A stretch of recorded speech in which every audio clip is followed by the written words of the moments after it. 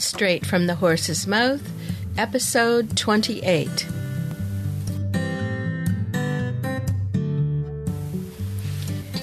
Welcome to Straight from the Horse's Mouth radio show. I'm Paula Slater, your host.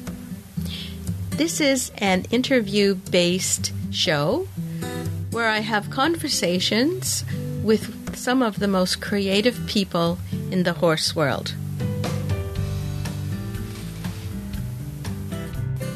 Today I'd like to welcome Janette Perrett from the original Rug Bag Company. Welcome, Janette. Hello, Paula. I'm so happy to have you on the show, and I'm very interested in how you got started with this company. Well, I got my first horse in 2003. I bought an old Welsh Section D mare. She was 24 when I bought her, and I'd waited until I was 47 before I got her. And when I got her, being a new horse owner, I just wanted everything that was out there in the shops. You know, I wanted the pink head collar, the pink saddle cloth, the pink boots. I wanted absolutely everything for my new pony. And I really like things to be clean and neat and tidy. You know, my tack room is spotless. And I was looking through all the horse magazines and catalogues and everything, and I noticed that they've got a rug rail. And I'm sure, I don't know whether you have rug rails in Canada. Yes. Mm-hmm. You do. So, and I just thought, I've got, I'm going to buy this rug and I'm going to buy that rug, and I want it to hang up neatly in my tack room. So I bought a rug rail, and then after we've gone through the first winter, I got swallows who nest in my stables during the winter. And at the end of the first winter, when I was putting all my winter rugs, away and getting out my summer rugs. All my summer rugs had been birds had pooed on them, and all the cobwebs and all the spiders. And I thought, what I want is some kind of bag to put them in, like a suit bag. Because you have suit bags, don't you? Mm-hmm. Dress bags and everything. We call them garment bags. Yeah, and I thought, somebody must do this. So I started trying to find something, and every time one of the new horse catalogues come out, because we've got quite a few here, a few companies that post a catalogue to you. Every time they came out, I looked, and there wasn't a rug bag or anything to protect your horse rugs, other than putting them in, like the big duvet bags. Right. But, if you put them in duvet bags and you roll them up and everything, quite often, because they're plastic, all the condensation builds up, and then by the time you open your rugs, either ready for the new season after going through the winter, they're all mouldy and horrible. So I thought, perhaps I will make my own rug bag. And I asked my friend Carol, who makes curtains, if she'd help me, if she'd make one for me. So, I designed it, and she helped me do the pattern, and she machined it. We machined it up in curtain lining material. Mm-hmm. And then I thought, I did make a few mistakes, because I didn't allow for the actual bag to fit around the rug rail, so I had to cut down the seam so I could actually pull it up so it would go over the rug rail. Right. But anyway, I did make quite a few mistakes before I got it right. And then when I'd made it and was thinking of how I'm going to secure it, because in the beginning all I did was secure it with safety pins. I mean, she did the majority of the machining, and then the flap that comes over the top of the rug rail, I just secured it to the other side of the bag with big safety pins. And so I thought, right, so what I need to do is I need to get a better fabric for this. And so then I started, looking for waterproof, breathable fabrics. But it really wasn't easy, because when you can Google waterproof, breathable fabrics, but a lot of these companies sell to the trade only, and they they won't let you just buy a couple of yards.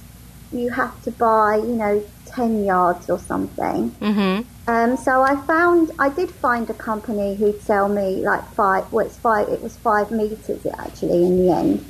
And then Carol struggled to make the rug bag because she's only got an ordinary sewing machine, and you needed a commercial sewing machine to do it. Yes, that would make sense. Mm-hmm. Yeah, so she did on her machine what she could, and then I hand sewed, with a really, really sharp needle the rest. Oh my! Yeah. But it was starting to come together, mm-hmm. And so I thought, this is good. And then I when I took it out to my yard and my tack room, and I put a rug in it and everything, I realised that if I didn't have a strap at the top of the rug bag, the rug would just slide down into the bag. It's all right when it's on a rug. Right. It's all right when it's on a rug rail, because mm-hmm. obviously when it's on a rail and you pull it up, it's like putting a duvet cover on. Right. It's secure, but when I was trying it out on the floor, every time I went to lift the bag up, the rug just slipped down. I thought, I'm going to put a strap so it secures it in the bag. And then I rolled the bag up. I thought, I'm going to just roll it up and I'm going to put it, bring it into the house. And I thought, that's good. I can roll a rug up in the rug bag, and it just made carrying it really easy. Like when you roll up a sleeping bag. Right. So in the design process to have the rug bag on a rug rail, I thought, this is really good. If I put a couple of handles on and secure that with some Velcro, that does really, really well, and it makes transporting your rugs really easy, because transporting, 6'3" heavy rugs mm-hmm. isn't easy, is it? No. It really isn't. But when they're folded and they are rolled and they are inside a rug bag, and then you secure the two straps together on the handles, it makes it really easy, Paula, even for someone like me, because I'm only 4'10", and I'm not a big strapping girl. So for me to actually transport rugs that way, it does make it really easy. Mm-hmm. So that's how the rug bag came about. It's because I wanted one. I couldn't find one in the shops. No one had done it. So I just thought, right, I'm going to make my own. And then when I, started to make my own, my children said to me, Mum, I think you should try and get that patented, because it is a really good idea. And I didn't know how to go about any of these things. But in the end, I had lots of help from very unexpected sources, because I rang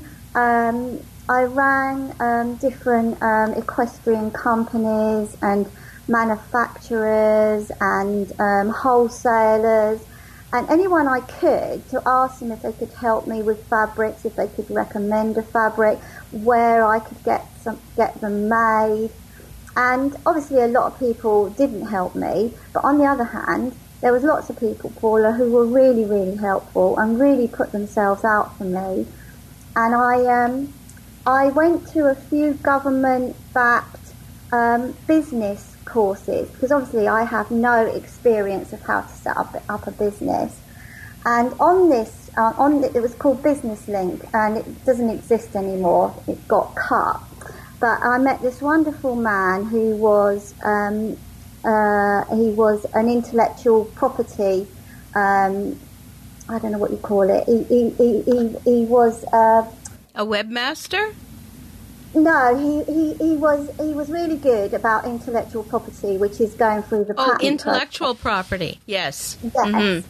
He was an expert, mm-hmm. and I met him on one of my courses because he was talking about intellectual property, and I said to him that I'd phoned up a few patent lawyers, but they were quoting me ridiculous prices, right, to just help me. Mm-hmm. So he said to me, I know a really good patent lawyer. He said she will give you 30 minutes free consultation, and he said you can take your rug bag, you can talk to her, and she'll give you an honest opinion.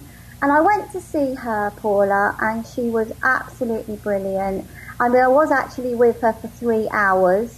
Wow. And she said that she would help me go through the patent process because I didn't have any money to pay her. But she said she would help me as long as I did all of, most of the work. Mm-hmm. So I had to get all the drawings done. I had to do all the paperwork. And then when I'd done it all, she just said, well, that's not right. And she changed it for me. And I was then able to send it all off.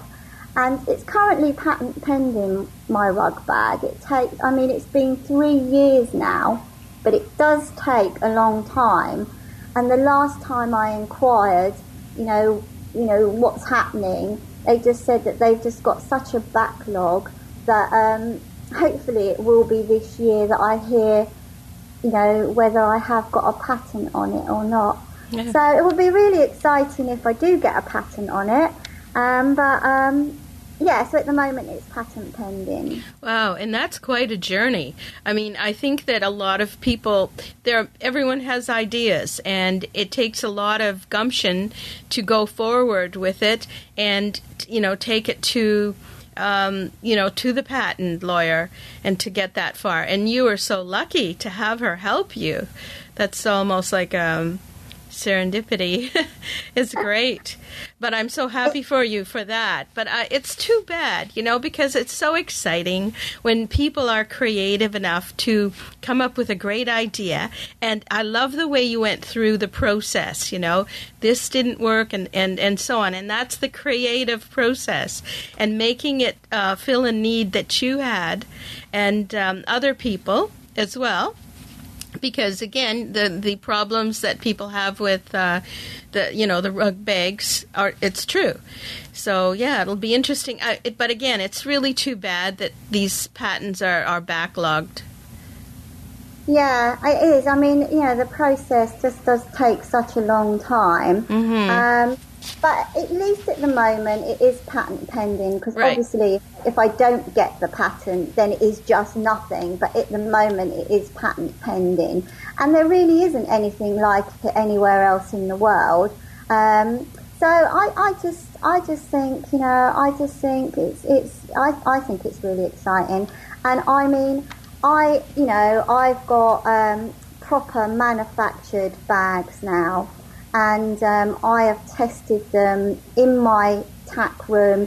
I've tested a bag in my stable. I've put it on a rope at the back of my stable. And my pony, who she's a bit of a naughty pony. She's had it off. She's sat on it. She's rolled on it. She's weed on it. She's dragged it all around the stable. And and I give it a wash. Mm-hmm. And it's fine. It really, really is. And and I've got all my rugs are all stored in rug bags in my tack room, and they just look so smart, Paula. They just look so smart. Because I've got navy blue and red bags, and I just alternate. So I've got a blue one, and I've got a red one, and I've got a blue one. I've got a 5-arm rug rail, and I look in there and I just think, how smart do they look? And I know that they are protected. And at the end, when I go to get my rugs out, either at the beginning of the season or the end of the, whatever, because I'm storing my summer rugs now. When I go to get them out, I know that they're going to be fine, and they're not going to be damp, and they're not going to be mildewy. Then they're going to be clean. Mm-hmm. So I think, I'm really happy with it, and it fits, my rug bag will fit nearly all of the rug rails that are in the UK, and most of them in Europe as well. Right. So it's not that it just fits one rug rail; it fits them all. It's like a multi-purpose bag for all rug rails. Mm-hmm. And they do look really, really smart. And recently we had a rat problem in my hay barn, and rats got into my tack room because they were, I keep my carrots in my tack room. Right. And so I had to clear all my tack room out, and I got all this rat poo out, and they'd actually nested in one of my rugs, one of my winter rugs, because obviously my winter rugs, I have them, on a rail, and they're not protected because I'm using them, and I hang them up, I have a wet one, I hang it up to dry, and, mm-hmm. swap them over. And a little family of rats had nested in the tail flap of one of my rugs, but all the rugs that are in my rug bag were protected. Now, I'm not saying my rug bags are rat proof. No. Because nothing is rat proof. No, that's true. But they were deterred by the fabric or whatever. Yeah. Well, they just chose the easy options, you know mm-hmm. what I mean? So I thought that was good as well. But yeah, I think they do. I think they look really, really good when they're all stored in their bags. And I say, and if I do, I mean, I don't really go to many shows, but I occasionally do some showing shows in the summer, and so I do put a couple of rugs in a bag just in case it rains or something like that. And I know once they're rolled up in a rug bag and I put them in the trailer, whatever happens, I just know that those rug bags are going to be okay, because they're not going to get wet, they're not going to get horse wee on them, or if the water leaks or whatever, I just know that they are going to be safe in there. And as rugs, mm-hmm. I don't know about where you are, but in this country, horse rugs are so expensive now. Yes, they are. They're really expensive, and for me, it's just really important to look after them as best I can.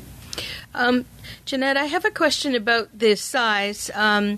For the heavier rugs, does your bag fit them? Here in Canada, a lot of the horse rugs are a little bit, they're winterized, of course, and so they're a little heavier. Sometimes stuffed, or not, I'm not sure. I don't blanket, actually, because our horses are out 24/7, and they are not ridden during the summer, or I'm sorry, the winter, rather.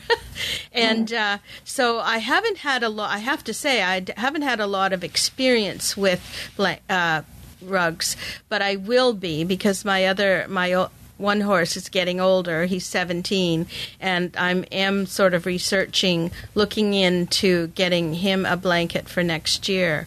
So again, will your blanket fit one of those heavier duty type, or your rug bag rather? Will it fit the heavier duty blanket?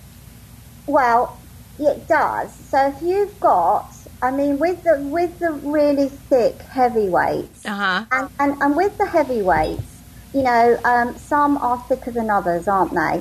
Some are heavyweight, but the filling in them is actually not too thick.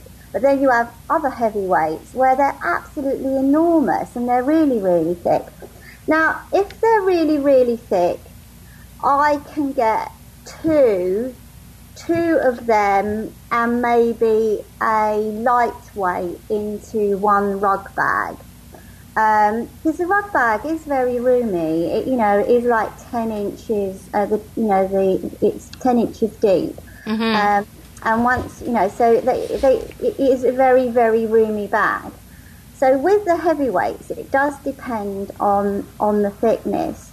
But I have got 2 massive heavyweights for my friend's.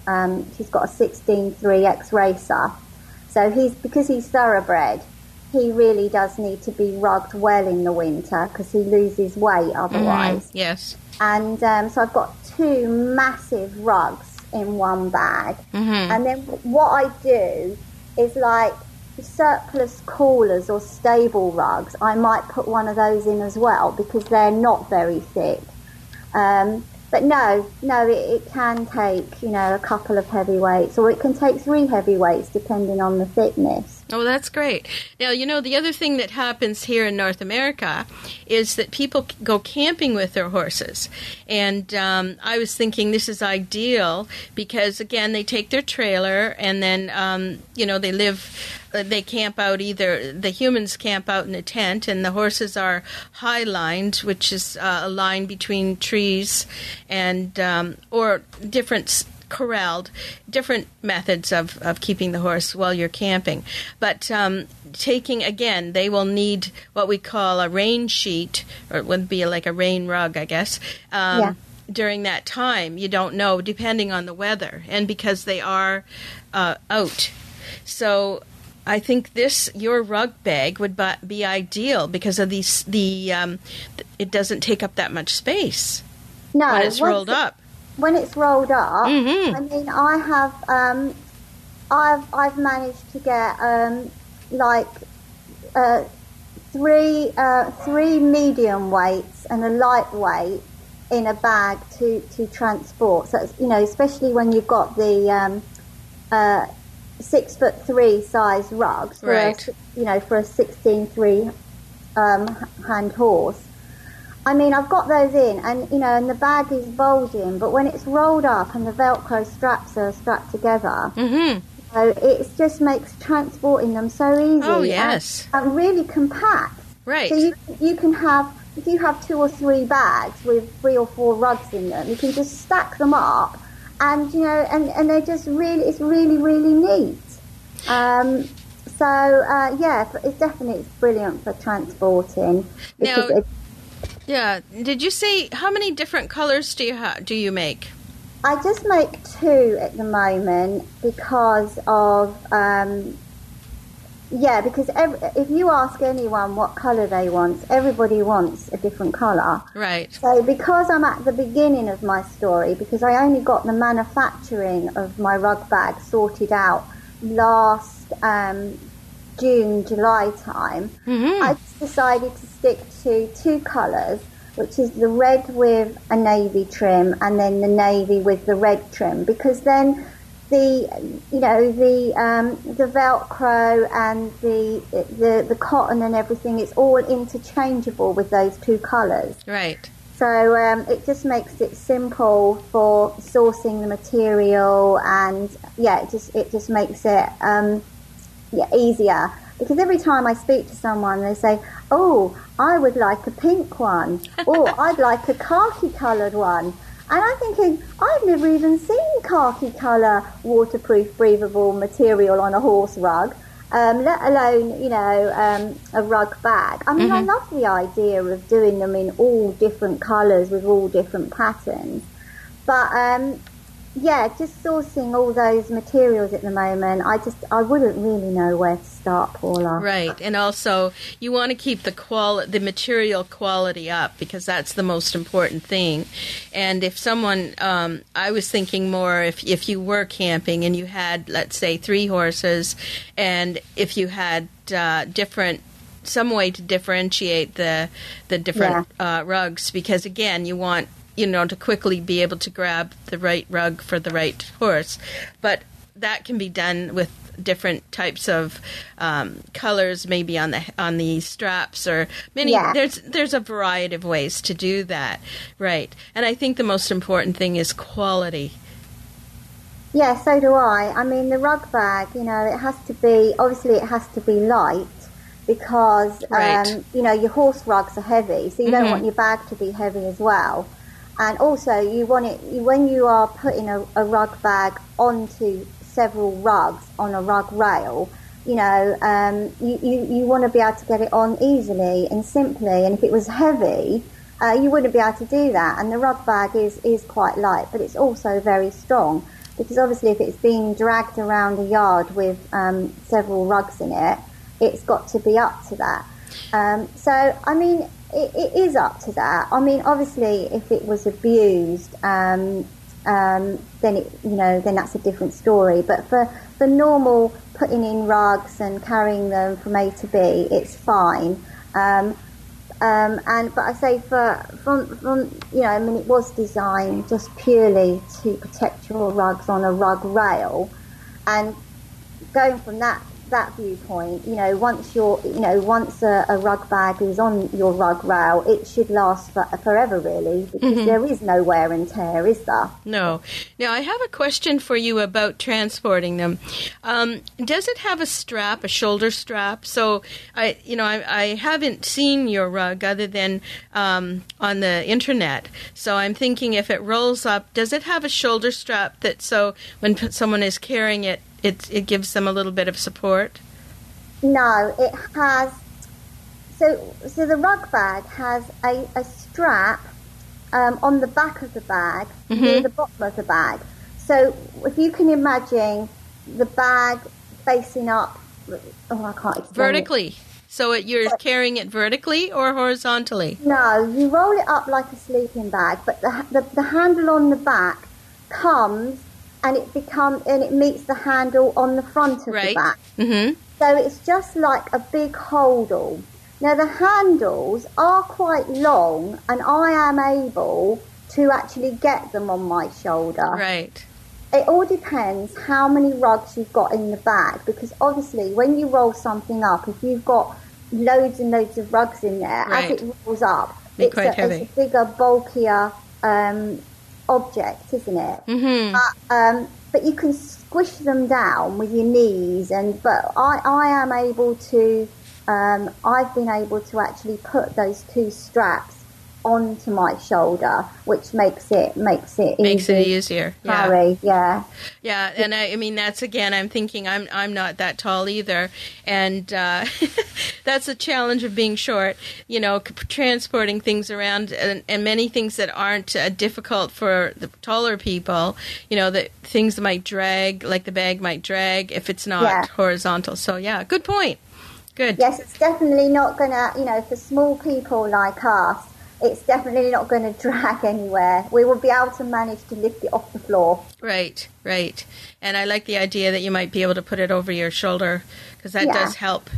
Yes. On my website, I have got a video of me actually showing you how to roll a rug bag. Mm-hmm. It's not the most professional video in the world, but it shows you what to do. And I've only put a couple of bug rugs in it, so they're really, really lightweight. Mm-hmm. It does show you that you can roll it up, and I think at the end of it I do put it on my shoulder. So it's all there. Oh, good.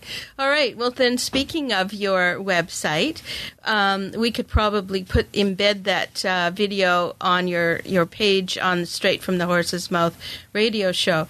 So, speaking of your website, Janet, could you please just give us your URL, and then tell us also where else we could find you, like on Facebook or other social media?